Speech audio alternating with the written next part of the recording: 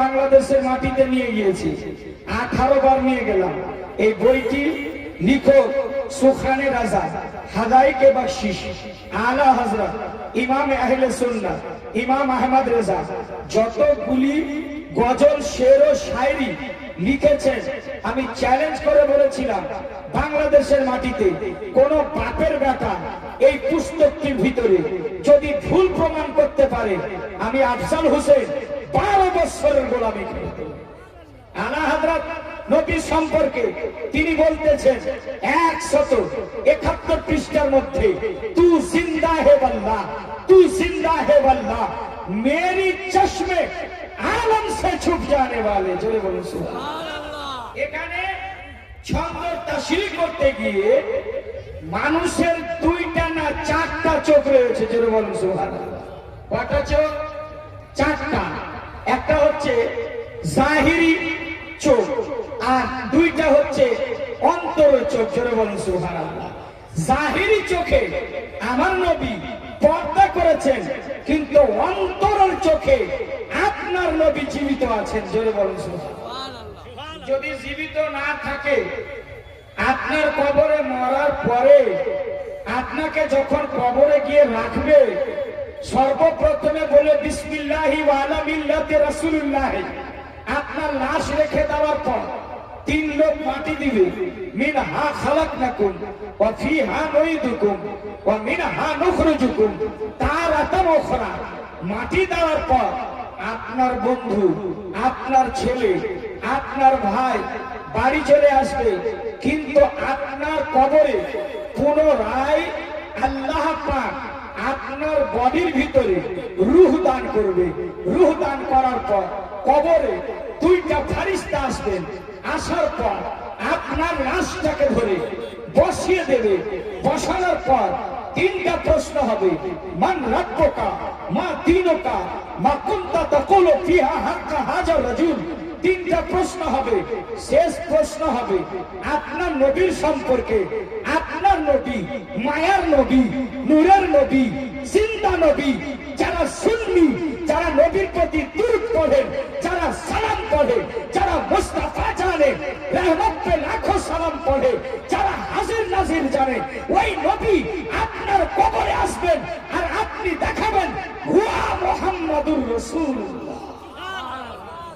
আর একটু জোরে হবে, একটু জোরে বলুন সুবহানাল্লাহ। আমি আগে বলেছি 1000 মানুষ থাকলেও আফজাল হোসেনের ওটাই ওয়াজ হবে। আমি আগে বলেছি এক এক জায়গার এক একটা পরিবেশ, এক এক জায়গার এক একটা পরিবেশ থাকে। কিছু জায়গা এমন আছে মানুষ ওয়াজ শুনতে ভালোবাসে, কিছু এমন জায়গা আছে খাওয়াকে বেশি ভালোবাসে, কিছু এমন জায়গা আছে যেখানে ঘোরাকে পছন্দ করে। কিন্তু আলহামদুলিল্লাহ মিল্কির মানুষ আমি এসেছি, আপনারা অ্যাকসেপ্ট করবেন কি করবেন না আপনাদের ব্যক্তিগত ব্যাপার, কিন্তু আমি আপনার ঈমান ও আকীদার কথা আজকে আমি বলে যাব।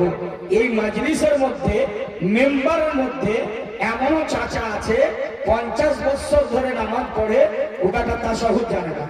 এমনও আছে মানুষ ওযু করার ঢং নাই। এমনও আছে মানুষ বিয়েতে করেছে, গোসল করার ফরজ জানা নাই। আচ্ছা বলুন, ঘুমাবে তখন কি দোয়া পাঠ করে ঘুমাতে হবে সেই দোয়াটা জানা নাই। খাওয়ার পূর্বে কোন দোয়া পাঠ করতে হবে সেটা জানা নাই। খাওয়ার পরে কোন দোয়া পাঠ করতে হবে সেটাও জানা নাই। আপনি আছেন কোন জায়গায়? শুধু মুসলমান বলে আমি আর আপনি দাবি করি। এমন মুসলমান আছে, যদি আমি বলি ভাই কোরআন পাকটা একটু ধরেন তো, ও তাড়াতাড়ি উত্তর দিবে ভাই আমার শরীর ঠিক নাই। তার মানে ও পেচ্ছাপ করা পানি নাই না, তার মানে ও পবিত্র নাই। আপনি একজন মুসলমান, আত-তাহারাতু নিসফুল ঈমান, পাক সাফ থাকা এটা হচ্ছে ঈমানের একটা অঙ্গ। এ পাক পবিত্র থাকা এটা হচ্ছে একটা ঈমানের অংশ। আপনাকে বলি শোনেন, মিল্কির মানুষ হাসলেও মরতে হবে, কাঁদলেও মরতে হবে, দুঃখে থাকলেও মরতে হবে, সুখে থাকলেও মরতে হবে। মুসলিম শরীফের 2য় খণ্ডের হাদিস। বেশি দিন না, বেশি দিন আপনার আমার ফুটানি চলবে না এই পৃথিবীর জমিনে। বাস 7 থেকে 70-এর জিন্দেগি 80 যাবে না, হাদিস মিথ্যা হয়ে যাবে। 80 যাবে না, 60 থেকে 70-এর মধ্যে আপনার অল্প কথায় গল্প শেষ হবে, ফিনিশ হবে। পবিত্র কোরআনের কথা, প্রতিটা নতুন জিনিস আপনার পুরাতন হবে। আপনি আজকে জওয়ানি, গাল ঝুলে যাবে, দাঁত ঝুলে যাবে, বয়স বেড়ে যাবে, চুল পেকে যাবে, তারপরে যাবে কোথায়? মালাকুল মওতের সাথে আপনার আমার মুলাকাত হবেই হবে হবে হবে হবে। কেউ এর থেকে ছাড় পাবে না, এটা কথা বলে রাখবে।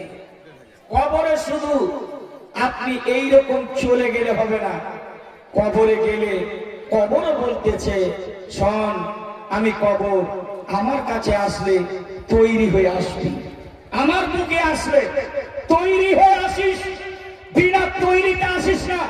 আমি কবর এমন একটা ঘর, অন্ধকার কূপ, এখানে হ্যালোজিন নাই রে, শোন হ্যালোজিন নাই যে ওখানে লাইট থাকবে। এখানে বিছানা নাই, বালিশ নাই, মুসলদানি নাই, এসি নাই, ফ্যান নাই। কিন্তু শোন, আমার বুকে যখন আসবি, আমার কাছে আসবি, সব জিনিস তৈরি করে নিয়ে আসিস। সব জিনিস তৈরি। আমি মাস্টার চিনি না, আমি ডক্টর চিনি না, প্রফেসর চিনি না, গ্রামের সর্দার চিনি না, মোড়ল চিনি না, মৌলবি চিনি না, হাফেজ চিনি না। যার আমল ভালো হবে আমি তার সাথে সেই রকম ব্যবহার করবো। জোরে বলে আর একটু আসতে হবে না সুবহানাল্লাহ। চাচা জবানটা খুলে যদি হিলিয়ে বলতে পারেন, তাহলে আপনার নামায় আমলে 90টি লিখে লিখে দিতে পারিস না। আর 3 কিলো মাথা হিলিয়ে বললে হবে না, জবানটা খুলে বলবেন।